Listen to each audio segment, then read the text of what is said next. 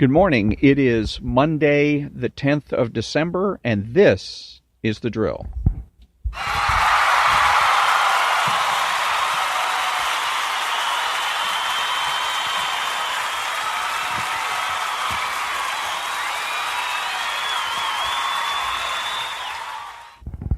And thank you very much. This is Ron, your host, the only true conservative in the United States of America today, because I'm the only one that makes the presumption for the status quo.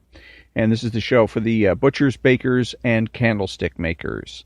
So I was watching a little bit of Law and Order last night, and it really brought home the idea of how much the culture is influenced by by art. And in this particular case, television shows. And again, like I'd said last week, that when I was growing up, the police officer television shows were Adam 12, Dragnet, that type of thing, and they were vastly different. If you're out in the audience and you haven't seen Dragnet or Adam 12, go onto YouTube and take a look. Take a look at some episodes, and you'll see that there's a huge difference between the police officer shows, the cop shows, if you will, back in the day, and the ones they have today.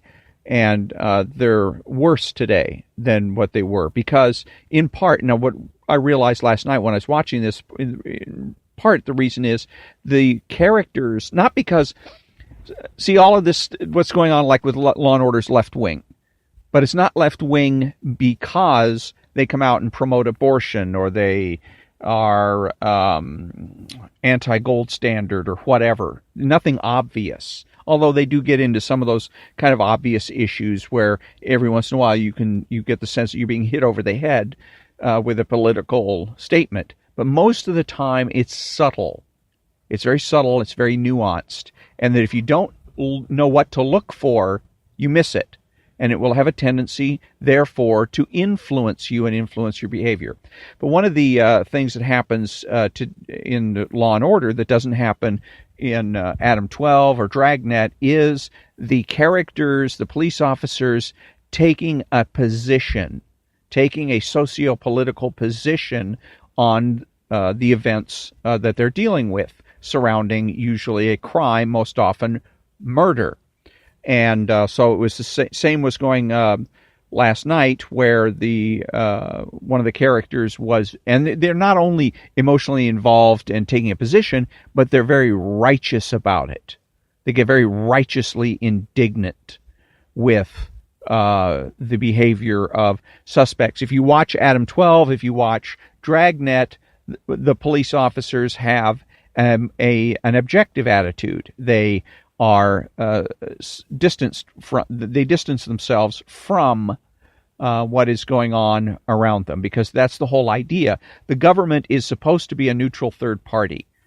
Okay, and that the reason for that is fairly obvious, that you can then trust the decisions that are made by the government, and that the government is making them on realistic and objective basis, not on a subjective basis to try to slant things one way or another.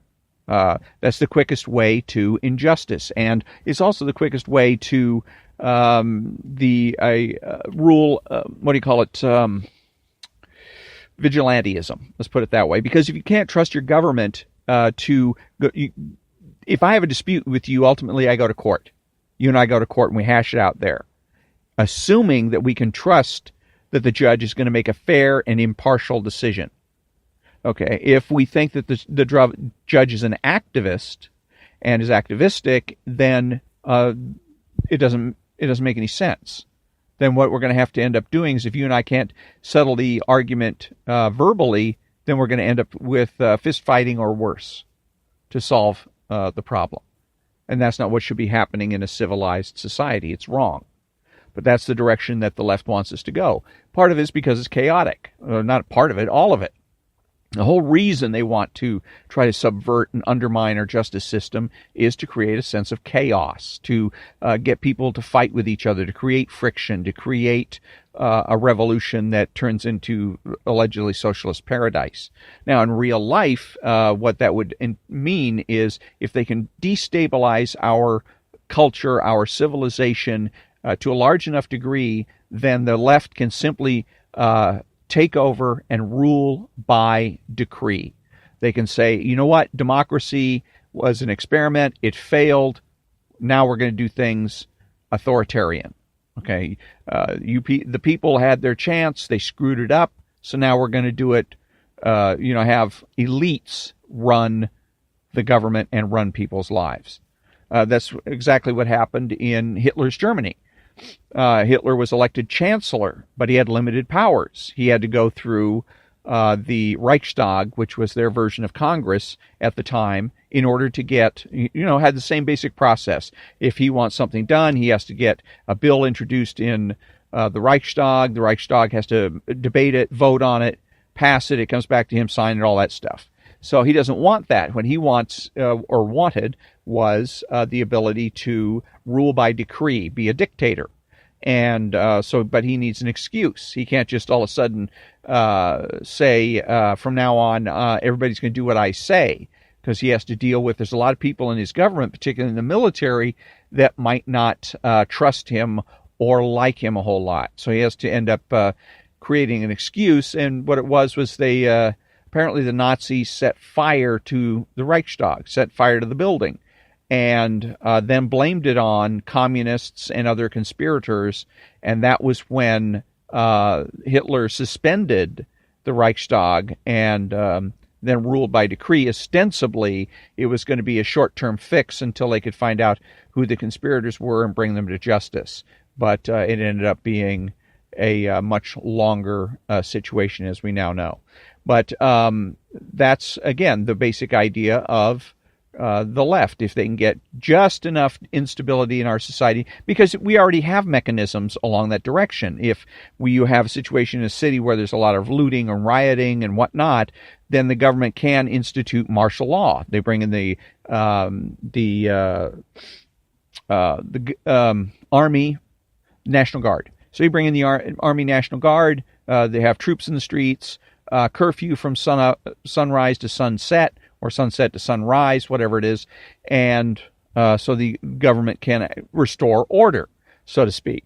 But the left wants to take it one step further and be able to permanently decide what's going to happen and rule by decree and just basically get rid of democracy. So, but you see this kind of thing, like I said, it's most of the cultural cues that you're going to get are going to be on the subtle side, like with the outrage of the detectives is portrayed on Law and Order, and they're taking it openly and willfully taking a position on socio-political issues. Sometimes they'll have the partners are on both sides. One is on one side of the issue, one is on the other, and they go back and forth. They had one about abortion and bombing abortion clinics, and that I saw for like second or third time a few weeks ago. And on one partner was was Catholic and was anti-abortion, and the other one was pro-abortion, pro-choice or whatever. But the point is that in the series, they're taking positions, and they're righteous about it. Whereas years ago, the idea was, if you're a police officer, your job is to enforce the law. It's not to babysit people. It's not to become emotionally, psychologically involved with victims and perpetrators. It's not your job to straighten out the world.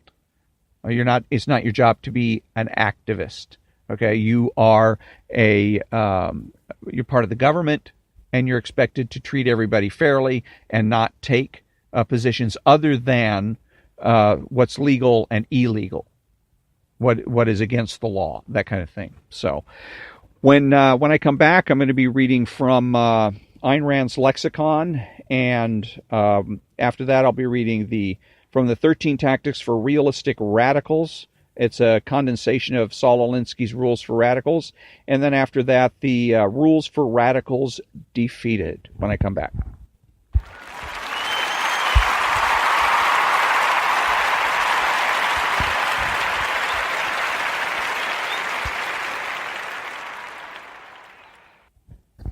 And thank you very much. Welcome back. And today's concept is dance. Among the performing arts, dancing requires a special discussion. Is there an abstract meaning in dancing? What does dancing express? The dance is a silent partner of music and participates in a division of labor. Music presents a stylized version of man's consciousness in action. The dance presents a stylized version of man's body in action. Stylized means condensed to essential characteristics, which are chosen according to an artist's view of man. Music presents an abstraction of man's emotions in the context of his cognitive processes. The dance presents an abstraction of man's emotions in the context of his physical movements. The task of the dance is not the projection of a single momentary emotion, not a pantomime version of joy or sorrow or fear, etc., but a more profound issue, the projection of metaphysical value judgments, the stylization of man's movements by the continuous power of a fundamental emotional state, and thus the use of man's body to express his sense of life. Every strong emotion has a kinesthetic element, experienced as an impulse to leap, or cringe, or stamp one's foot, etc. Just as a man's sense of life is part of all his emotions, so it is part of all his movements and determines his manner of using his body, his posture, his gestures, his way of walking, etc. We can observe a different sense of life in a man who characteristically stands straight, walks fast, gestures decisively, and in a man who characteristically slumps, shuffles heavily, gestures limply.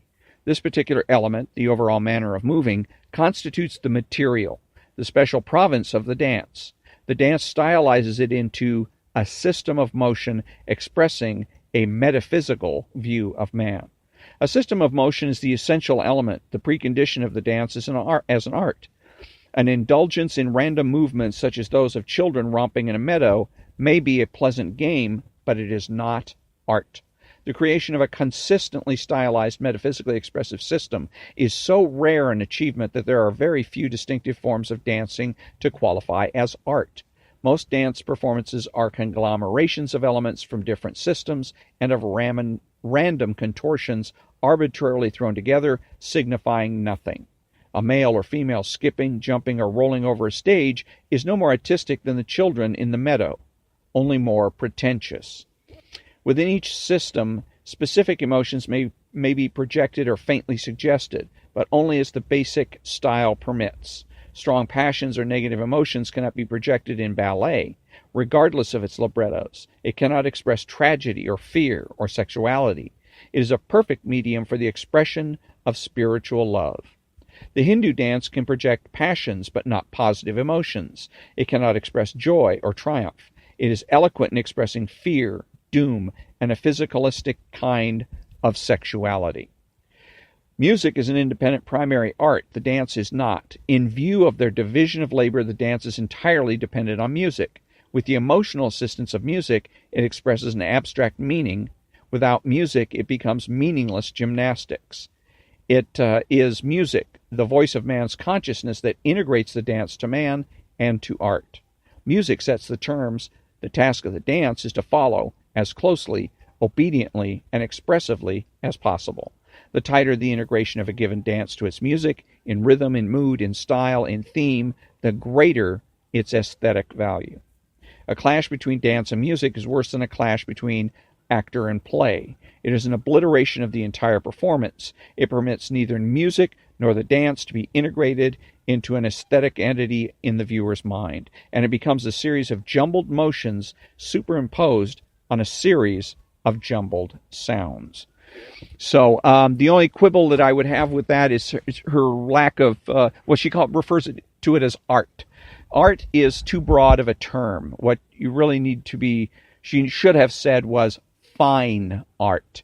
Art comes from the Greek word techne, which really meant anything that you could make. If you created a table or something, then that was considered art.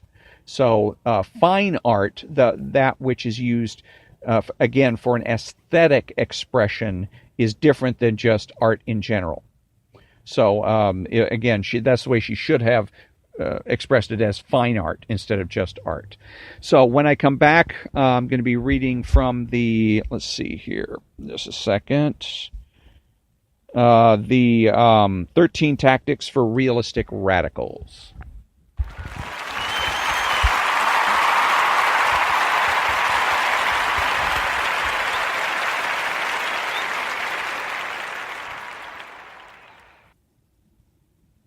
Thank you very much. And we're at the 13 Tactics for Realistic Radicals, which is a condensation of Rules for Radicals from Saul Alinsky. And so we were talking about some of the union bosses and how they applied the rules, the 13 rules. One of the rules was being isolating your target.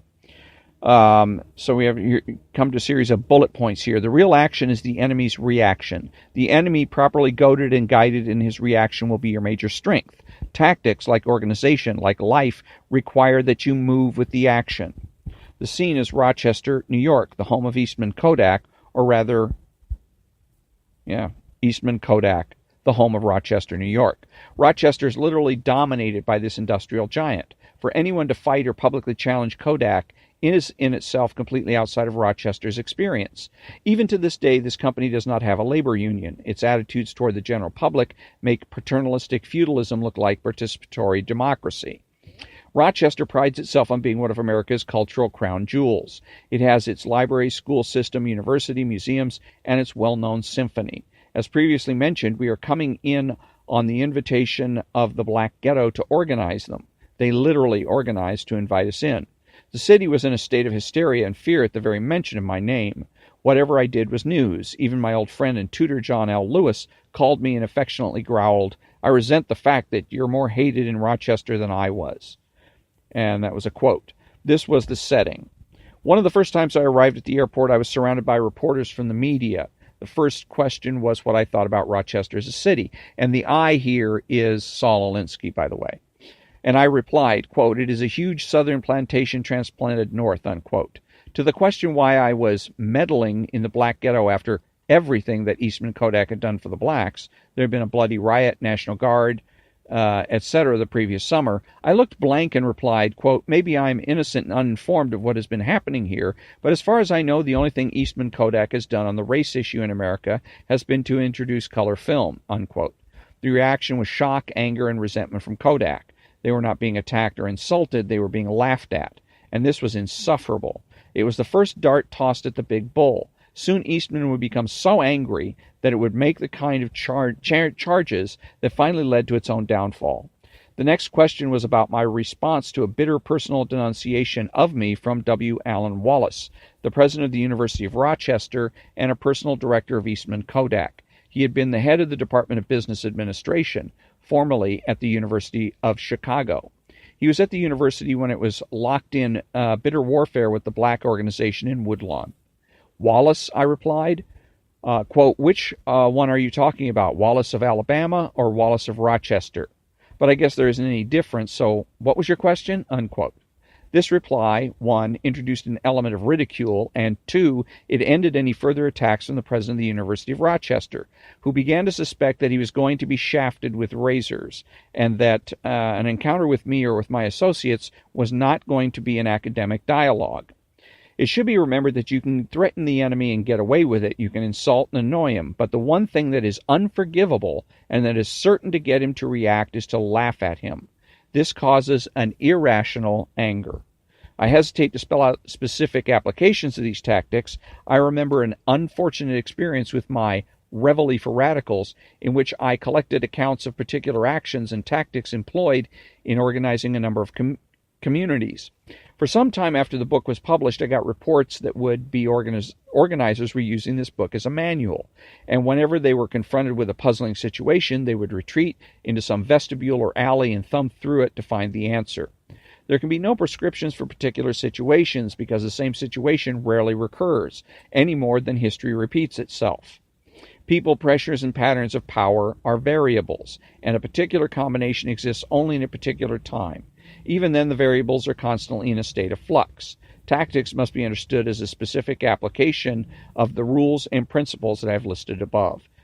It is the principles that the organizer must carry with him in a battle. To these he applies his imagination, and he relates them tactically to specific situations. For example, I have emphasized and re-emphasized that tactics means you do what you can with what you've got, and that power in the main has always gravitated toward those who have money and those whom people follow. The resources of the have-nots are, 1, no money, and 2, lots of people. All right, let's start from there. People can show you their power by voting. What else? Well, they have physical bodies. How can they use them? Now a melange of ideas begin to appear. Use the power of the law by making the establishment obey its own rules. Go outside the experience of the enemy, stay inside the experience of your people, emphasize tactics that your people will enjoy. The threat is usually more terrifying than the tactic itself. Once all these rules and principles are festering in your imagination, they grow into a synthesis. And I think that the interesting part of what he had just said was, the most interesting thing is the threat is more terrifying than the tactic itself. And it brings me to that of Donald Trump. And I keep hearing, and I've heard it over the weekend, about how the Democrats are talking about impeaching Donald Trump. And they're not going to do any such thing. They're not going to vote to impeach him at all. They're not interested in impeaching him. They couldn't care less. What they're interested in doing is seeing him resign.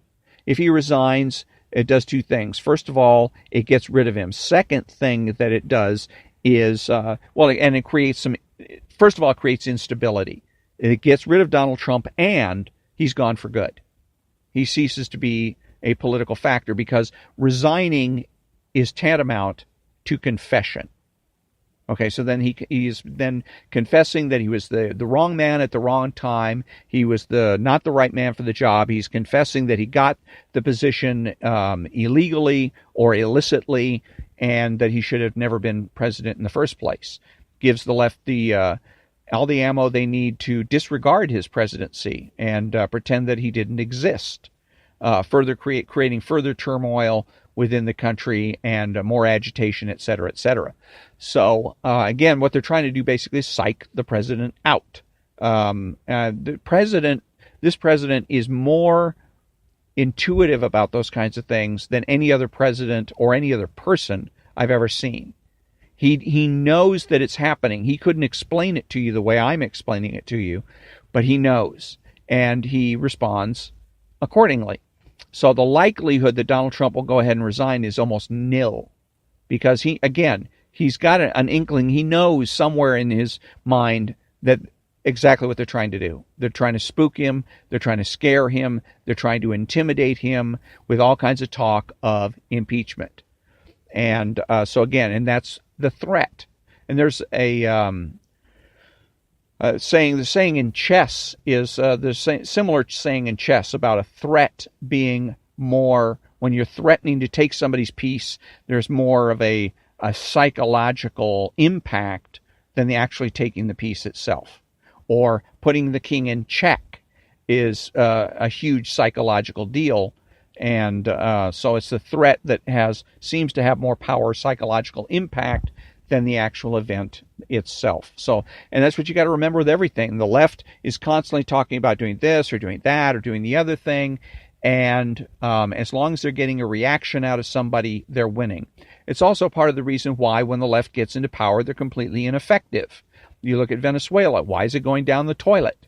If all these people were so shrewd about getting into power in the first place, it would seem to follow that if you're smart enough to get into power, you're smart enough to use power properly. But they don't. They didn't in Venezuela. They haven't in Cuba. They don't in China. They didn't in the former Soviet Union. All the left-wing places, the former Iron Curtain countries, Czechoslovakia, Yugoslavia, East Germany, etc., same thing. Once they get into power, they come up with nothing. They don't come up with a paradise. They come up with hell. And part of the reason is they're used to having a foil. They're used to having somebody to provoke. Because that's their MO, basically, is trying to get into power.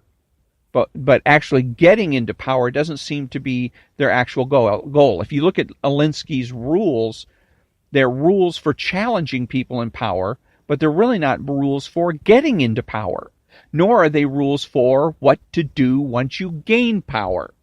I don't know if anybody's experienced a situation where you get a sudden promotion. You've been working for a company for a number of years, and all of a sudden, I don't know, your supervisor leaves for whatever reason, and the boss comes to you and says, guess what? You're going to take his place. And now, for the first time in your life, you're like, oh, crap. What do I do now? And that's the way the left is every time. You got the same situations going on in California. The left runs the state. After the last elections, that's it. They've got a 3/4 majority in the state legislature. They're bulletproof. There's nobody that can stop them. Are they going to create a better existence? Are they going to be able to create their socialist paradise? No.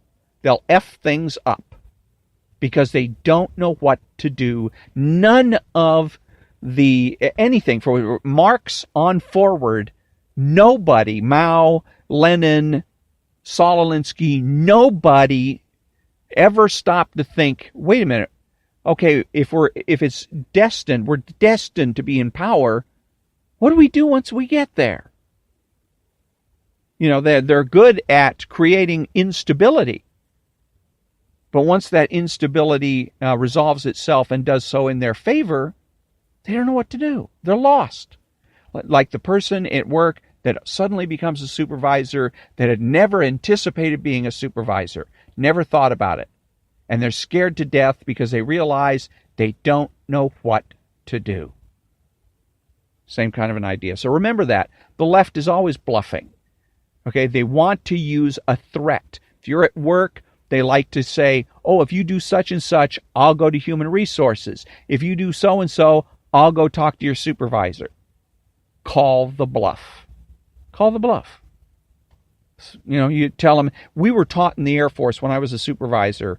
I went through training, non-commissioned officers training. When we were told that if you sit down with somebody you're supervising and you're talking to them and they tell you, well, I don't like what you have to say, I'm going to go over your head, that the correct answer always is, hey, that's your right. And that's it. And you let it go. You do not ever fight it. Okay, because that's what they're looking for.